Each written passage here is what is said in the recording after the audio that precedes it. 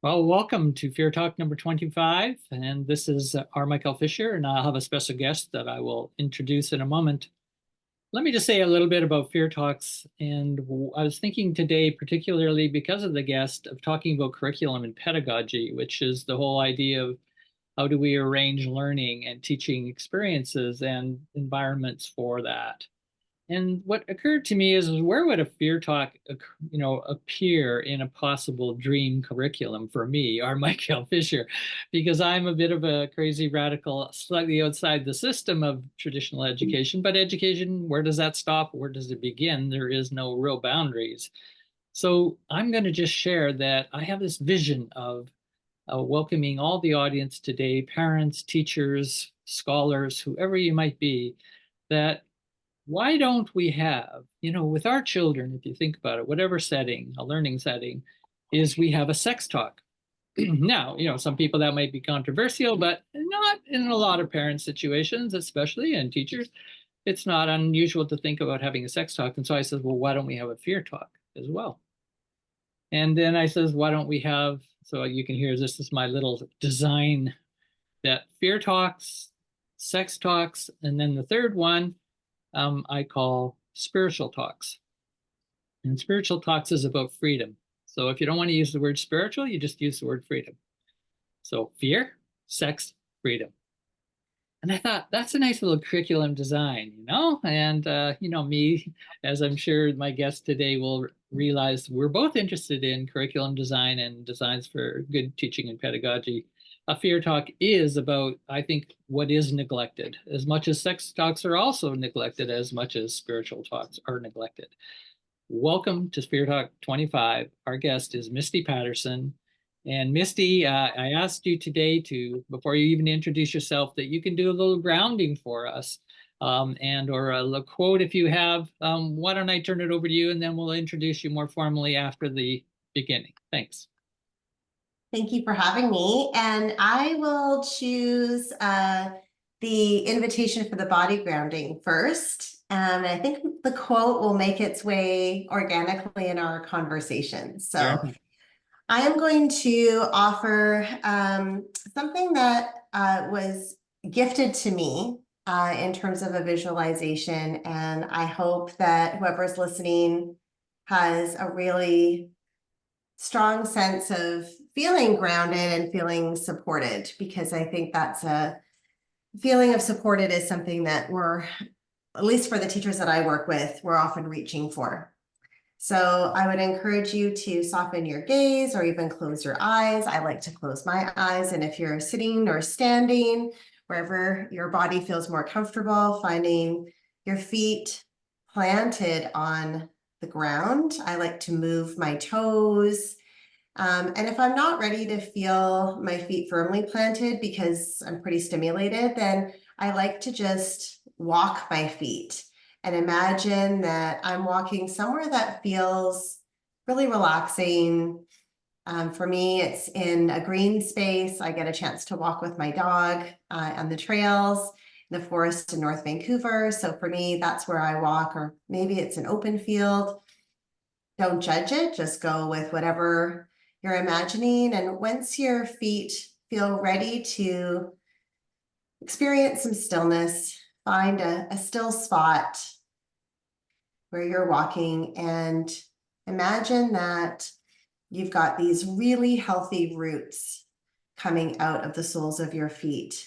My fellow scholar, classmate Calder introduced me to that image, and I just love the image of this healthy root system moving from our feet into the deep places in the earth that feel very warm, maybe magnetic, and imagining that your roots, just like they're pulling up water and nutrients, are pulling up this warm, magnetic energy of which there is an abundant source coming up through your roots of your feet. And I like to assign a color. And again, not to think too much about it, but just imagine a color.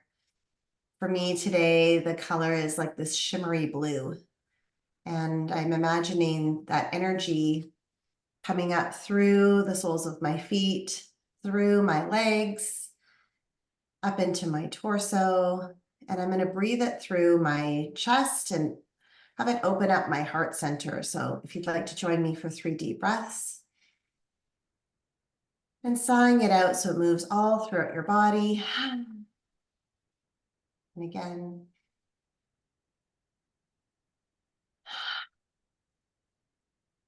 And again. Filling your whole body and the surrounding environment with that colorful, nourishing energy. Tapping into a flow of abundance and a flow of support. And when you're ready to bring yourself into the space that you're in and open your eyes, feeling fully supported by this endless stream of love, open our eyes and bring that love and gratitude and support to our inquiry today. And gratitude to this experience and gratitude to the Sinamics people where I'm practicing here and living on their lands, and all the caretaking and the rootedness that they have supported in this part of the world. How about yourself? Where are you, Misty? So I'm on the unceded and traditional territories of the Squamish, Musqueam, and Tsleil-Waututh peoples, who again, have cared for this land and the skies and the waters since time out of mind. And I feel very, very grateful to be where I am. I mentioned earlier walking through the woods, and I'm aware that that care has been in place for thousands and thousands and thousands of years. And if that was different, I wouldn't get a chance to experience what I get a chance to experience, or my children wouldn't. So I'm also grateful for that notion of 7 generations, and really feel a sense of responsibility to protect and care for these natural spaces, especially so that they're available way beyond my time here in this place. I often talk about as a caring field, and just tapping in right through all those visualizations, the creativity of it. I also feel like just the fact of invoking a creative response to where we're sitting, a creative response to our audience. And it's like, oh, this is like collective creativity, just like so fast, right? And it was free, and you can do it in 1 minute. Could you do that in a classroom?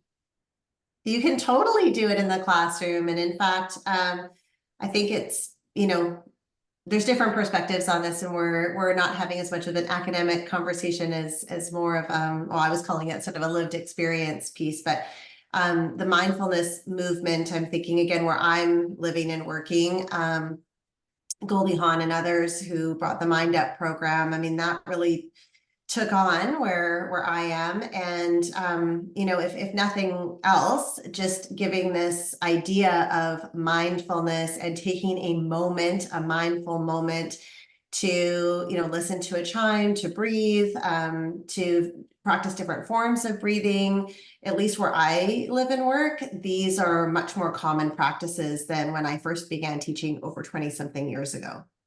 Right. So I think not only can we do it, I think it's happening in places for sure.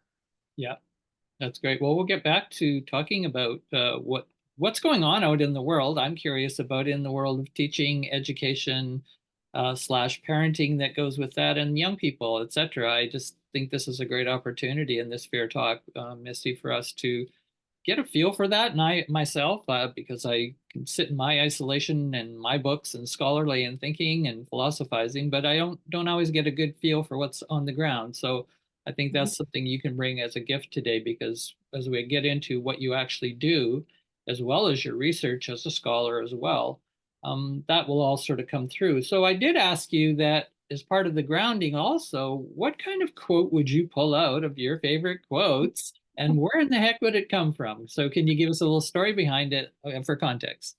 Sure, sure. And I would like to say, this is like a very well-researched quote that I've been holding on to for a long time, but it's totally not that. I actually found this quote just before our conversation today, because I realized in preparation for this talk that I still have so many questions when it comes to fear. And I thought, I spend a lot more time thinking about anxiety. Yeah. So I was actually doing a little bit of, Google Scholar pre-work of what is the difference between fear and anxiety. So the quote that I came across was one of when I Googled like quotes on fear, which one I was like, yes, I want that today. And practicing that radical trust that you talk about of just going, this is going to be the right thing that, whoever's listening hopefully will find some meaning in as well. So it's a C.S. Lewis quote, and it's, no one ever told me that grief felt so like fear. No one ever told me that grief felt so like fear. Um, did you want me to share why I chose that? Okay. So I chose that quote because if we think of fear as an emotion, right, then this quote, felt like grief. We've got grief on one side and we've got fear on the other side. And the two are kind of enmeshing. That's what I'm imagining anyway, I'm envisioning.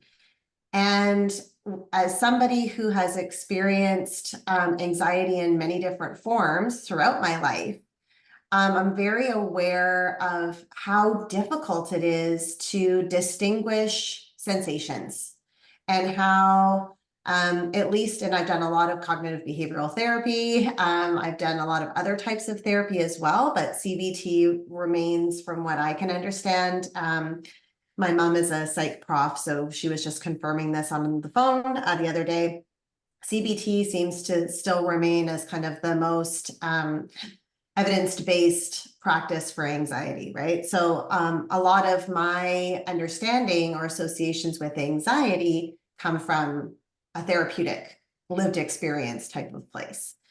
So through that experience, we can get into it more, but the practice of kind of witnessing yourself, being a bit of a researcher, when you're in this moment. I had panic disorder for over a year, and I would never wish that on anyone. It was so horrible. So I can't even describe how horrible. It's very torturous.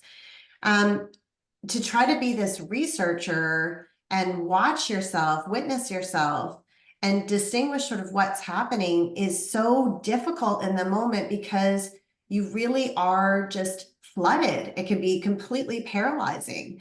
And so this idea of grief and fear, even if you've got sort of you're feeling low level anxiety, like I was before this talk, it's like, what am I feeling? And if we think about, I think it's Dan Siegel talks about name it to tame it.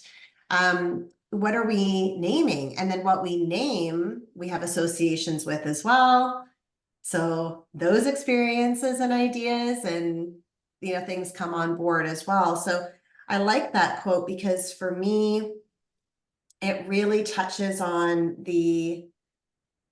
I'm using the word entanglement, but just the blurriness and the messiness of language and sensations and how we orient ourselves to these words and education. It's very complex. And so I think this, to me, this quote kind of speaks to that complexity in a very elegant way by just naming these two very strong emotions.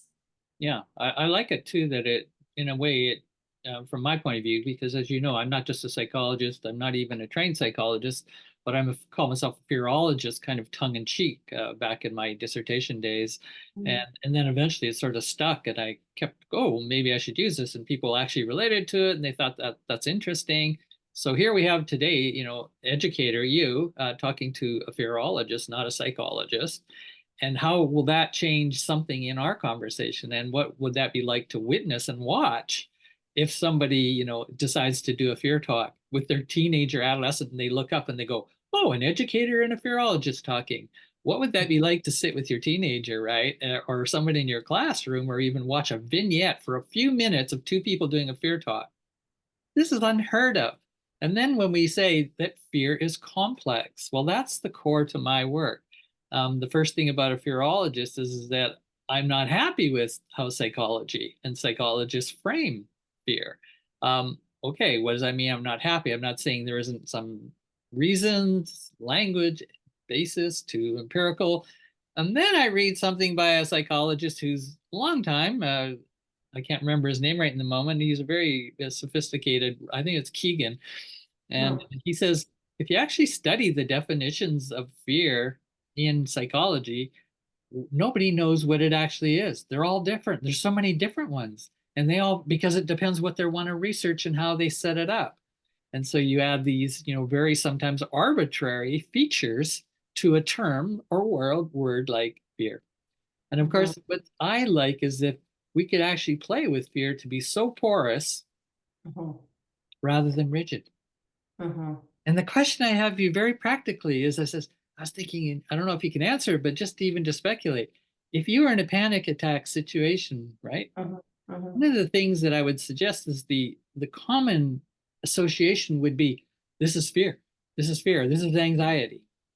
That's why I'm in a panic. It's almost like panic and anxiety and fear are they're analogs. They're Mhm. synonyms. Now, what if you put, following C.S. Lewis, I'm in a panic attack, feel it coming on, and I go, oh, that's the grief. So you're putting panic with grief.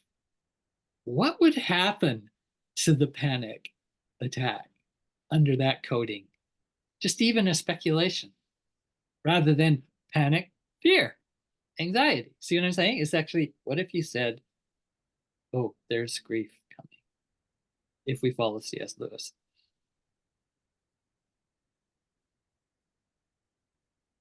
Yeah. Oh,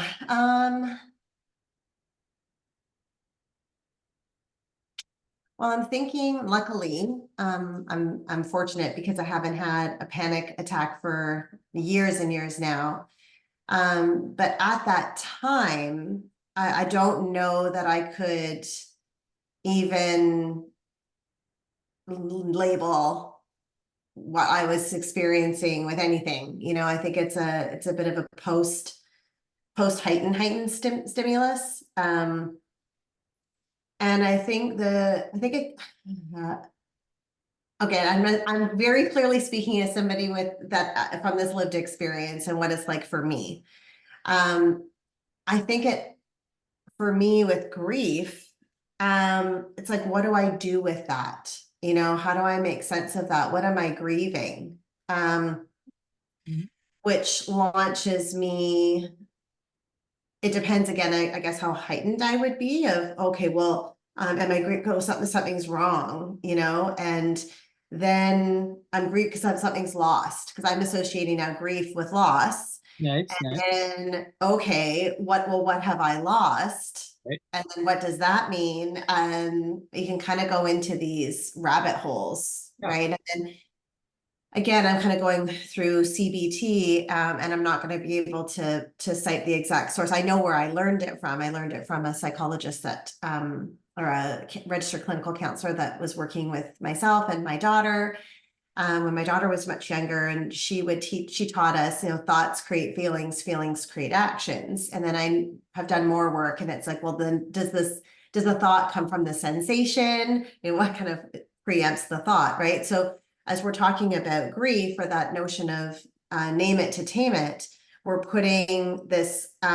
conceptual lens, right, on the sensation, which Yeah. then From the the sensation. thought, then Right. we're, have a feeling around that. And then, well, what am I going to do? Oh, I've lost something. Well, what does that mean? And I'm a very active person. I really am into experiences. I'm a kinesthetic learner. I need to do something, Mhm. um, with whatever I'm experiencing. So, yeah, I guess in short, I would probably go down a rabbit hole inquiry of like, what does that mean? Yeah. And I think for me, the grief wouldn't feel calming or No. grounding. I think it would move me into a fairly heightened state. And so for me at the time with my panic attacks, I needed to get grounded. And that was its own exploration of discovering, well, being numb isn't the answer either. Right. But if you have panic attacks and you have those fairly regularly, being numb is felt very desirable compared to feeling so heightened. Relatively, yeah. Relatively, Yeah. yeah. Mm-hmm. Well, my experience is just like with the fear talks, we really don't do a lot in our culture, and I'm speaking of the Western culture, and especially the one I'm familiar and raised in here in Canada or North America at least. We just are not a grieving culture compared to, say, a Latin American cultures, other cultures that spend many years on losses, especially of family and ancestors. So, we just do not get that education either. I mean, you know what I'm saying? So whether it's Mm-hmm. the fear talk or the fear you're not getting out or the grief, I think basically we're going into having more sensation. Maybe this is where I'm going. We're having Mm-hmm. more sensation and we're having to process and digest that sensation, right? We're trying to make meaning. That's the first thing our brain tries to do, as far as I know. Mm-hmm. Tries to make some meaning, get a label, get something, what's going on, get a reference point, get some stability, even on that, even though the sensation's still strong, coming up, coming up. Mm-hmm. And I guess I'm basically really interested in expanding the imaginary of all of us pre having the panic attack. Mm-hmm. So you get panic attack level 1 symptom, level 2, and so it's before you get to 5 Mm-hmm. Mm-hmm. that you could actually reprocess, redigest even some of those early sensations and symptoms. I'm interested if we didn't frame panic under fear. That's really, or Yeah, anxiety. I hear that. That's I hear that. what would happen to it. I just think it would Mm-hmm. actually change. And based on even that theory of what you think as an idea, Mm-hmm. oh, I'm lost something. Now, even to think of the average experience of fear, let's just take it really generically. This is what's coming to my mind as a fearologist. It's to do with loss. You Mm-hmm. can't separate them. A threat. Mm-hmm. What's a threat? I'll lose something. Mm-hmm. I'll lose my integrity. I'll lose control. I'll hurt. Lose I'll my lose my life. body. I'll If lose we my go life. back to, right, the very primary. And so that's just another avenue for, again, you can see what I'm doing is just trying to expand the way we think. And that's what a fearologist does, and multi-transdisciplinary rather than just on the psychology of fear. Mm-hmm. So I'm glad you brought C.S. Lewis in because the arts Yes. comes from literature. He's not a psychologist that I know of, right? So you brought somebody from the arts. Is arts important in your teaching? I know you teach teachers, you're a trainer as well. Can you tell us a little bit about maybe this artistic side, the aesthetic side of your work with teachers and how that's might be related to anxiety and fear?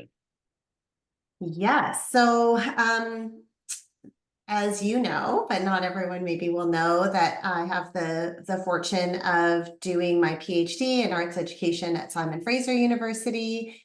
And the arts has been an area that's always intrigued me, that's enticed me, but that I felt, I don't want to use the word estrangement, but that's the best word I can use right now.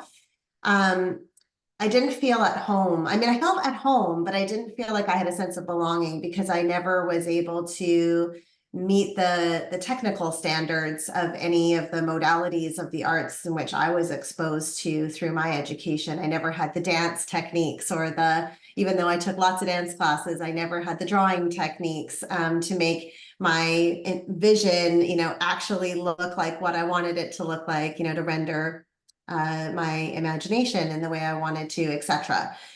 So it's in some ways kind of surprising that I ended up here, but not at all surprising because I think, and I'm learning that the aesthetic and the arts, depending on how we define those words, just like fear, and how we associate to them can mean a lot of different things. And I think, you do such a beautiful job with Barbara Bickle, helping to associate the arts with more than the experience I had growing up, more than the technical, the mechanical rendering of the imagination through a medium, to be in a gallery or to be an object of beauty and admiration.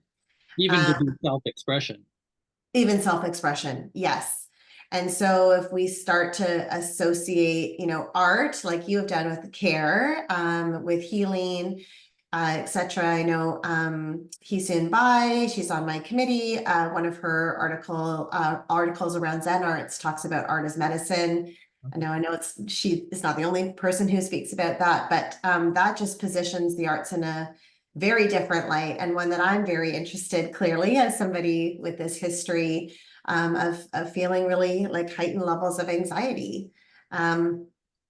So that's kind of how I've come to the arts and where I'm interested in moving with the arts, because as somebody with a background, I have a master's of arts in curriculum and instruction. I've worn almost every stakeholder hat in elementary education, a teacher, a vice principal.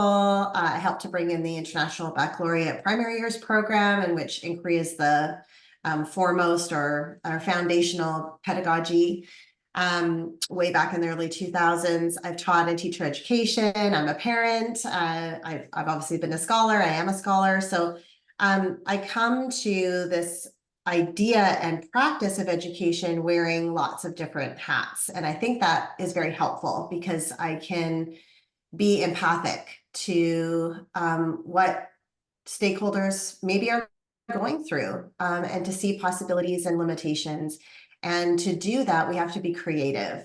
And especially, you mentioned, not being on the ground in the same way maybe as I get to be. I'm also a teacher mentor, so I get a chance to be in different classrooms in the district that I work with. But I also get a chance to be with educators from all around the globe. So I was doing a talk, and we had, I don't even know how many countries were represented, like well over 25, and all corners of the earth. And people are talking about the same thing. People are talking about student behavior, how classroom management is a very different practice than it was when I first started teaching.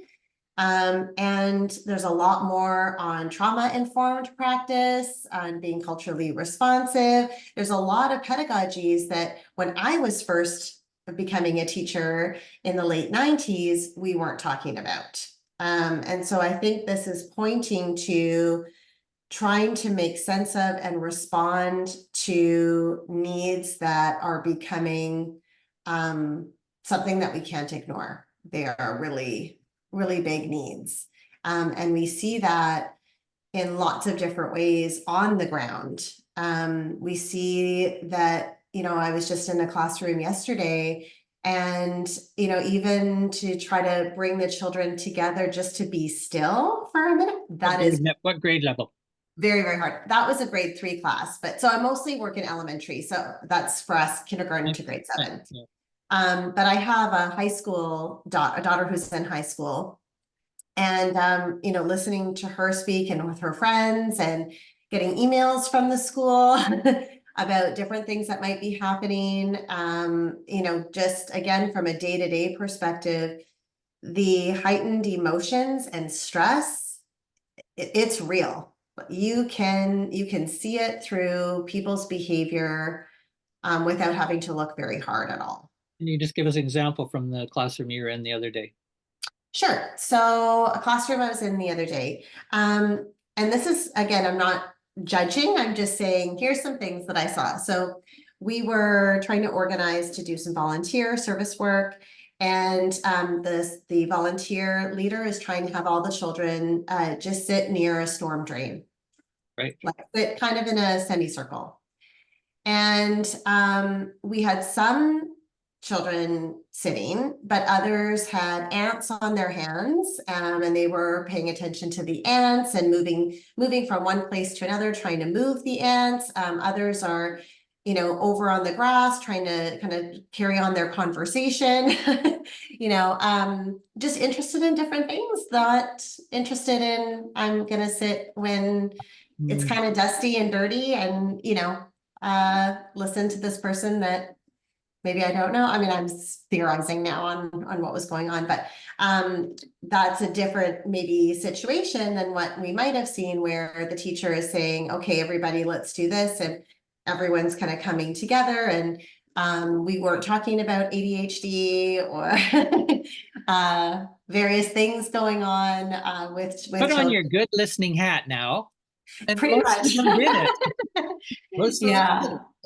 Yeah. And I mean, yeah, there's lots of reasons for, I'm going down a rabbit hole. It's interesting that, and I wouldn't say, maybe this is not happening in all classrooms, but with the teachers that I'm meeting with and talking with, yeah, I mean, even if there was this idea that you want all the children sitting crisscross applesauce and trying to have that happen, even for a teacher who could sort of have that happen with excellent classroom management, they would find it, like I would predict, they would find it harder to do that in our classrooms today. I know for myself, I've been working on my PhD, so I've been out of the classroom this is my third year out of having my own classroom.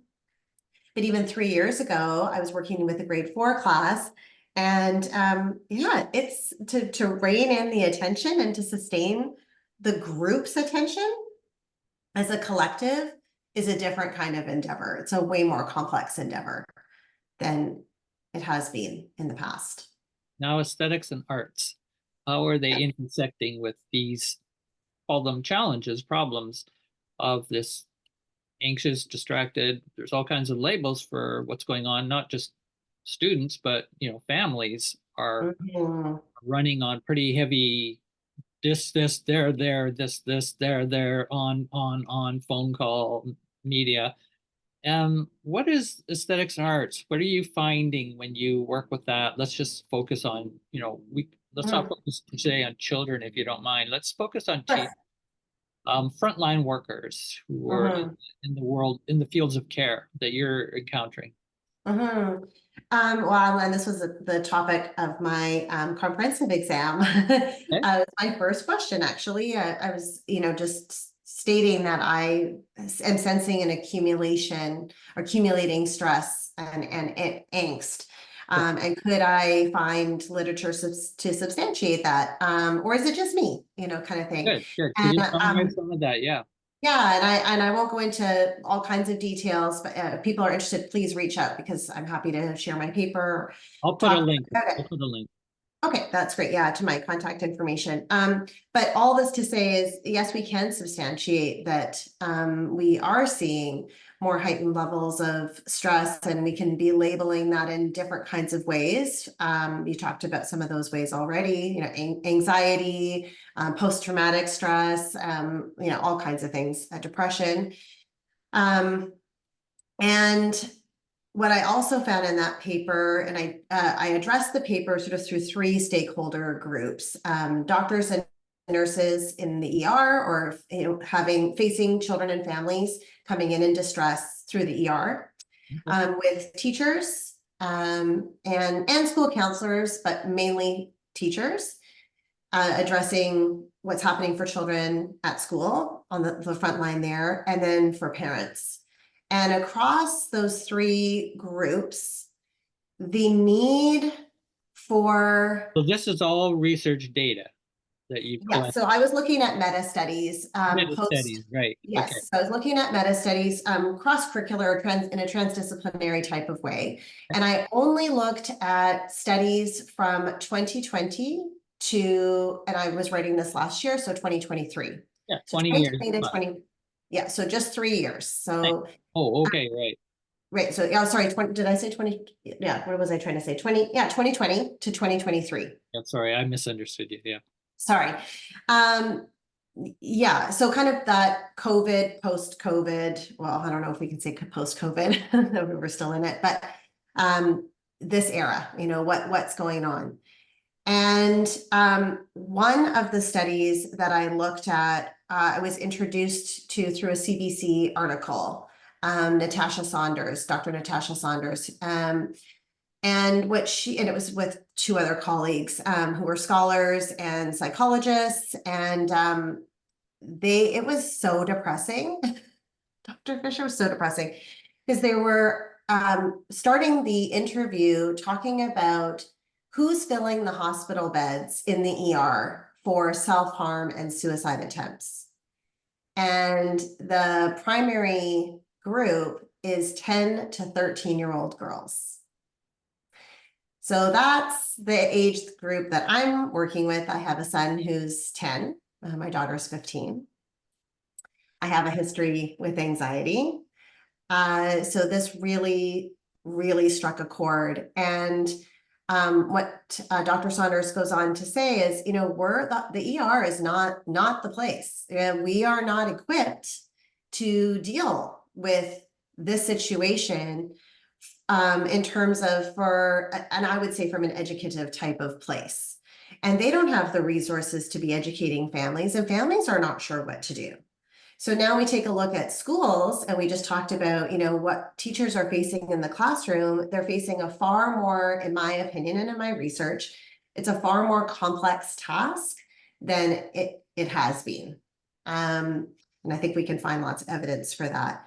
You also talked about parents, and I am a parent. And just earlier today, I was like, how can I simplify my life? You know, it's just feeling like it's too much. And I'm very lucky because I have a lot of support in various ways. Yeah. You know, I'm not a single mom, as an example. Yeah. So across the board, we have this overwhelming need for how do we de-stress? How can we, you're talking about theorizing around loss. How do we deal? We've got so much loss. Look environmentally as an example. You're mentioning, you know, we aren't maybe doing an explicit job educating around the experience of grief and how we work through things as maybe some other cultures are doing. So we can point to possibilities of what can we do with this. Right. This situation. And this is not to say, you know, everybody's feeling at a loss, but I think the general consensus is that feeling of, wow, things are strained or things are stressed. And what do we do now? So you're not using the word crisis. Is there a reason you're not using the word crisis? Well, we can totally use that word. Lots of people are using that word, and I do actually use that word in my writing, you know, mental health crisis as an example. Yeah, that's a good question about why am I not really using that word. Yeah, I don't know. I need to do a deep dive on why I'm not using that word, but I guess, you know, yeah, I mean, I'm very interested, as I talked about before, in like, what can we do? Like, what can we physically do? How can we respond to this? And we've been talking throughout our time together about the power of words, right? Because I want to hear more on especially depending on the type of word. I mean, I have specialized training in concept-based curriculum and instruction. And it's been really helpful. And the more that I learn about concepts, and the more I think about them from an instructional design perspective, the more interesting I think they become. And we talked about arts and aesthetics. So I'd like to bring those pieces together. So I have a book called Pop-Up Studio. It's in its second edition, Responsive Teaching for Today's Learners. And I offer 3 different frameworks in that book. I want to just draw attention to one. It's called the CME framework. CME, pronounced CME. C stands for concept, M stands for material, and E stands for experience. And I'm stating that these 3 elements, if we kind of treat them as energies, things we can wield, I find really powerful, empowering, interesting, rich, diverse, lasting, memorable, meaningful learning is happening when those elements are at play. So if we talk about fear, right? Fear is a concept. You've been studying it for a really long time. We can understand that in many different ways. It's abstract, right? So if we treat a concept as something that is timeless, something we've been talking about, the way I describe it is something we've been talking about for a really long period of time. And it's something that's probably going to That's okay. something that we're Self-gratification. definitely something for the listeners. My version of Zoom picks up my hand movements, and it just gave a thumbs up. So I don't know, maybe something is Oh, I think that's the working. universe. That's the universe. Universe is like, keep going. This is good. Okay, back to the concept. But in my training, I was introduced to this sort of criteria, and if you look at the first letter of each of the words, it spells out taught, T-A-U-T. So concept is something that is timeless. I was saying, we as humans have been interested in this word for a long time. We can kind of trace it back, and we're likely to be interested in it moving forward. Nice, nice. A for abstract, and the way I describe that is there's various ways that we can understand this. If you were to sit wherever you are right now listening to this, and you looked out the window and you called to 20 people and you said, hey, what's your definition of fear? It's likely that you would get some variation, right? That out of those 20 people, you probably wouldn't hear the exact same definition from every single person. It's universal. So we can look sort of around the world and see examples of people talking about this and examples of that particular word, at play. And if this word that we're talking about, in this case, it's fear, meets those three, then we can say it's transferable. That notion, right, transfers context, transfers situation. It's not locked in place and time. Gotcha. Okay. So that's powerful for the educators that I work with, because if we start to look at that from a learning perspective, it's like, ooh, okay, so how do we help learners explore, and how do we design for abstraction, that there's different ways to look at it? Okay, well, maybe we want to draw from a poet's perspective, like the disciplines. Maybe we want to look at a science perspective. Maybe we want to look at a social scientist's perspective or a mathematician's perspective. How might statistics and number help us to understand fear? Or maybe it's brain scans we want to look at to understand that. And that's the work that you've been doing, is you've been taking a transdisciplinary approach to fear. Multiple perspectives is the other term. Multiple perspectives. Yeah, multiple perspectives. And multiple disciplines can be one way that school teachers or parents can think and bring that through your learning design. You can consider that. So I'm a teacher and I'm a phys ed teacher. Why would I go to mathematics, right? yeah, Or I'm a science teacher. Why would I go into the arts and poet? You confront that. I'm sure you confront that.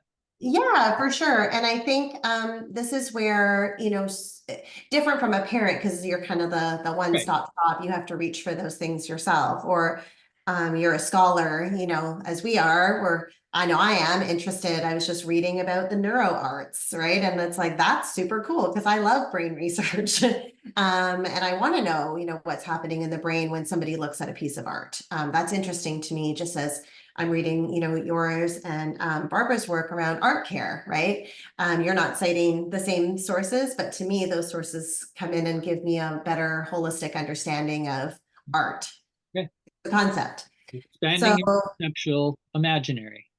Yeah, The concept. Exactly. And so I think there's a lot of synergy between our work, because to me, just treating or thinking about these concepts through that criteria. And I feel that the arts, if we look at it as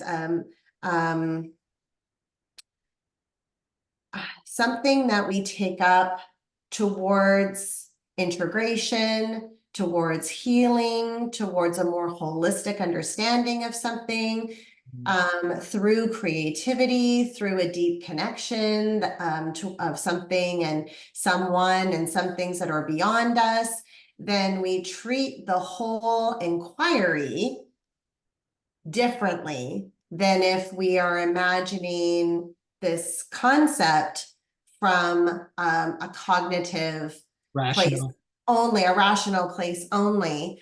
Yeah. And what's interesting there, I think, for parents who are listening who have children under the age of 25, is we know that, or at least I understand, that our prefrontal cortex isn't developed fully until 25. And if we think about neuroplasticity, then we would believe that our brains are always changing and can learn new things, which is very helpful. But we also know it's the last area of the brain to come online in really like active, helpful ways for us. So again, trying to work conceptually with young children, I mean, it's very natural if we talk about color or we talk about number, Texture. texture, right? Again, the arts help us, with understanding these things. Touch is the primary way we learn, right? Children, babies are putting things in their mouths. So we look at our sensory receptors and our mouths are just full of them.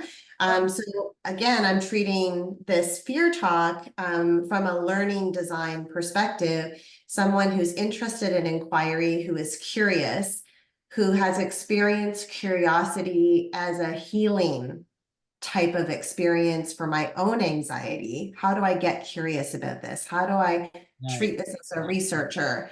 And if I treat it as a researcher from multiple perspectives, I'm way more equipped to draw upon tools and techniques and understandings that help me feel more grounded and able to do the good work that I'm hopefully trying to do anyway.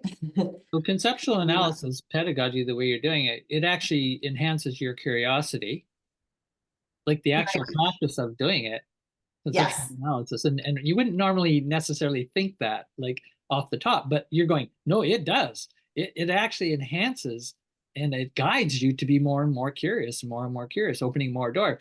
Then you go in front of a class and you're designing the actual work and delivering it, you're going to be overflowing with curiosity. Well, I that's just think it. children pick that up. Oh my gosh, they totally pick it up. They love it. And if we think, and again, I'm thinking about, I'm trying to think of her last name, Kimberly. It's, I'm going to say it wrong, right? It's R and S. Anyway, she's an amazing scholar out of UBC. Her and her colleagues did, I think, a groundbreaking study.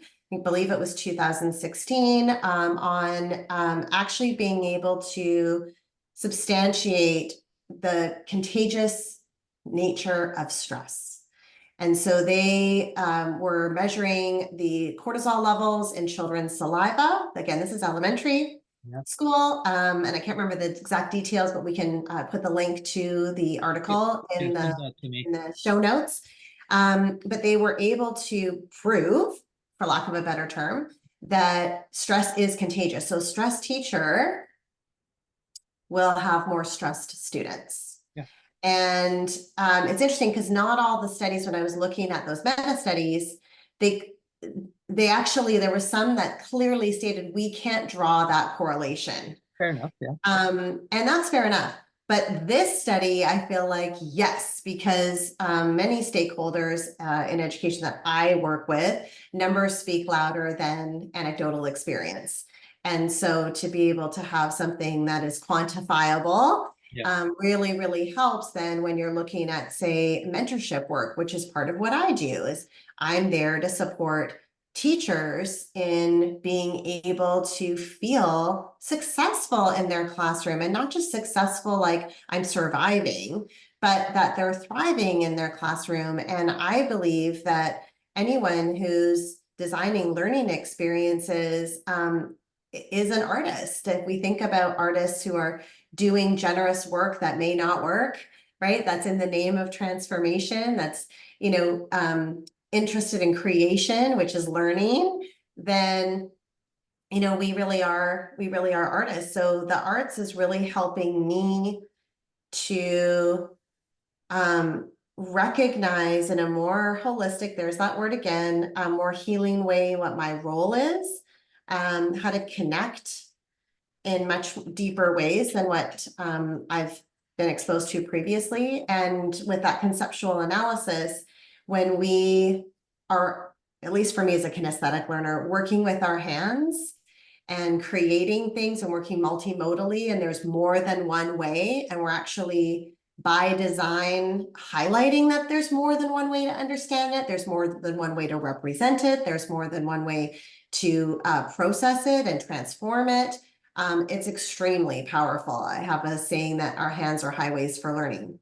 And then we know learning is best through experience. So that's how the CME construct kind of came about. And yeah, if we can have fear as one of our concepts, fear, anxiety, grief, right? There's our conceptual Yeah. family that we're inquiring into. Yeah, and There's one of lots the of first different ways things, we could explore that. thanks, and one of the first things coming is fear, grief, connection. I'd actually put a hyphen on all of those. That's the concept I would work with. Because I think the general practice of an unhealthy fear, it disconnects. And this is where we call in, typical research on fear, right? Is that, okay, what are the fear responses? Fight, flight, freeze. Do any of those connect? And fawn. And fawn, I've heard as well, right? Which is to try to reduce the stress of that threat and become part of it or bow to it. That what I mean by fawn. That's what I understand fawning is. Right? Your oppressor or whatever. You try to mimic them basically, so you will maybe get hurt less. So all of them, then the feminist researchers came along, and this was only in 2000, and published a paper in Psychology, and it was called, oh, no. If you actually look at what women do in response to fear, it's not fight, flight are usually not first. They may occupy those to a certain degree, but the primary, they found as feminist psychologists, oh, no, the women were actually tending and befriending. That was their fear response. So we added a new one, but it was a woman-centered, feminist-centered, that all these years of getting all that data on fear responses, what we were missing, the thing connect. That's why I threw connect in that phrasing of the conception of fear. It is built into our social species, right? And the mothering child foundation of this matrixia we've talked about, et cetera, other people. Yeah, so go ahead. Any responses to that? We have about 5 minutes. Yeah, just is thinking again about the hyphen, or I'm thinking about Rita Irwin, or well, I know about the / from Rita Irwin, but I also Ted Aoki's work. But again, these conceptualizations of this and sphere, right? Of which again, for me, pedagogically is so important. And this and that. And what about if we, bring this idea next to this idea? What happens? What is the relationship? And so by its very nature, designing this way, we're designing for relationality. Nice. And keeping things open as well, that we can renovate our understanding of something, which is what you've done with fear, right? Your understanding of fear, I'm sure, has changed pretty drastically. And maybe there's some through lines that, I've actually been thinking about this for a really long time, and I remain steadfast that fear is about this. But we're able to change our minds. And I guess that's how I'd like to close today is, wherever you are in your journey with fear, or wanting to bring this up with your children or in your classroom, that I find, and it's it's easier with children in my classroom than it is with my own children, because the relationship is different, and I have my own fear with my own children. Like, it's oh my gosh, I've done this to them. It's my genes. It's, whatever, because obviously anxiety is passed along genetically as well. That if I can bring an abundant, curious perspective, not only perspective in a cognitive sort of rational way, but just an embodiment of that, like, let's just get curious and try to silence the, I need to know it all, I have to be it all, I have to do it, I have to fix this. There's an answer out there. it does help to just, at least for me, I find it helps to reduce my anxiety. And if I can go, I'm just going to play with this and see what happens. It's an experiment. And I'm going to be learning regardless of what the outcome is. And I'm doing the best I can with what I have in this moment. Yeah. Then I feel like we can have conversations about fear, maybe without being so fearful ourselves.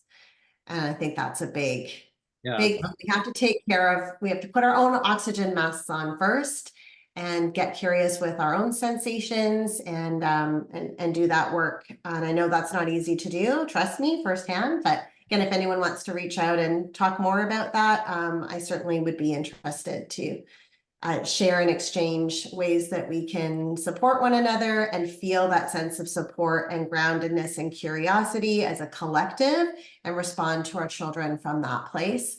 It's far less anxiety provoking than feeling like you have to do it all on your own. Yeah, thank you. I mean, those are really nice concrete things that I think people can definitely attach to. My theorist self goes, "Oh, we're talking about a process-oriented paradigm, where our whole identities are shifting from a content production, right? Content production to a processual one that's relational and connective and all those good things, right? Which is good attachment in the healthy sense and so on. And yeah, so a process way of thinking and being is what I would summarize. It was great to talk to an educator who actually lives that. And I got a nice connection today. My takeaway is the connection between the way you do conceptual analysis and the taught formula that you gave, etc. It was just like, oh, okay, yeah, that's how you do process. I mean, everything's moving in process all the time, and that if we think of not, oh, I'll create a design and then I'll enact it and find the people to fill that design. That's where we went. I mean, we went deadly when we did that with architecture as well. We were building things that were not livable and living, and people got sick in those designed environments. And designed learning is the same, a learning space that's designed for livability, right? And all the other good things. So I just thought I would add that. And then the last part that connected with me is a studying historians of emotions, historians of fear, particularly. There's a few. And one of the things they're saying is there's been this a remarkable shift that, I mean, we don't have all the data on knowing how to assess fear across history and time. And there's lots of problems of how to do that relative and comparative. But they said, there's something about having fears. And then there's something about what seems to have shifted, seems to. Mm, Several of these sociologists, historian types are saying, seems to have shifted. And I'm kind of roughly going to say 100 years to 150 years ago only. What was more important was the fear of fear itself than the actual fears that historically we were afraid of things. And mm, then we became afraid of our own fear. Something got mm, reconstructed in our cultural environments. And that's what I call, and a lot of other researchers, the culture of fear. It's designed to create a fear of fear itself. Now, that's a mhm. whole other talk. I'll probably put a few links to my work on my specialty has been collecting the culture of fear literature and putting it together, which educators are doing with the culture of fear concept and how that might be useful in policy, curriculum, and right down to pedagogy. Well, I really enjoy this today. How was this for you doing this talk with me? Oh, I'm so glad that you invited me to do this. And it's kind of funny because I was feeling a little bit of fear to do the talk and that I wouldn't maybe know enough or be as clear enough or but you always just create such a beautiful supportive space to explore. And that's what I'm doing all the time is exploring and learning and unlearning and relearning. And I often say when I'm introducing myself, I'm a work in progress. And my understanding and my approaches and processes are growing and changing all the time. It's an in process. So thanks for echoing back to me that's what we're doing. It's really affirming. So thank you so much, and thank you to everybody who tuned in and listened. It's really special that we're able to be together having these kinds of conversations that, as you said, Michael, they're so needed. Thank you.